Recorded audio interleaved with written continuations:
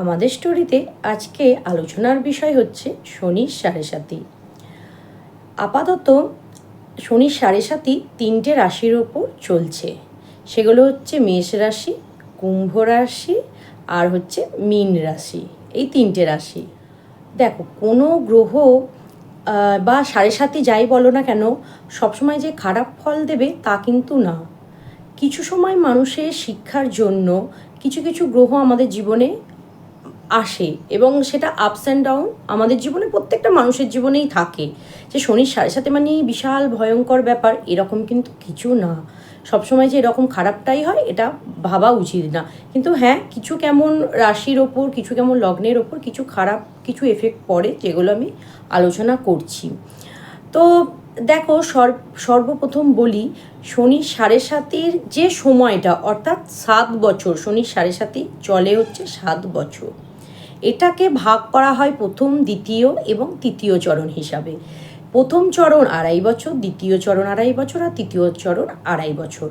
আমরা পরীক্ষা যেমন নিই, মানে পরীক্ষা দিতে যাই যখন, যেমন প্রস্তুতি, প্রথম চরণটা হয় প্রস্তুতি, দ্বিতীয় চরণটা খুব টাফ, এই টাইমটা চলে, মানে মাঝের মিডিল যে টাইমটা 2.5 বছর, এটা একটু টাফ সিচুয়েশান চলে। এবং শেষকালে আমরা যেমন কর্ম করে রাখবো, মানে কর্মফল শনিদেব আমাদের সেরকম দেবে।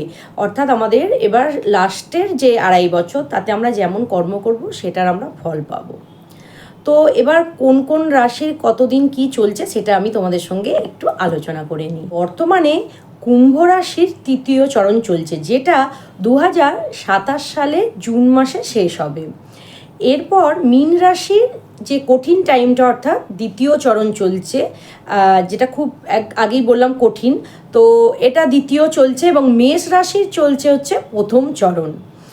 তার মানে বুঝতেই পারছো কোন কোন রাশির ওপর এখন কোন চরণ চলছে, সেটা তোমাদের ভালোভাবে বুঝিয়ে দিলাম।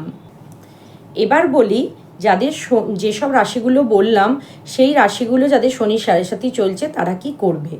প্রত্যেক শনিবার অবশ্যই চেষ্টা করবে নিরামিষ খেতে, এবং নিরামিষ খেয়ে মন্দিরে সকালে হোক বা সন্ধ্যের দিকে যে কোনো টাইমে একবার যে বাবার মন্দিরে একটু প্রণামী দিয়ে প্রণাম করে আসবে, কিংবা একটু ধূপ প্রদীপ জ্বালাবে।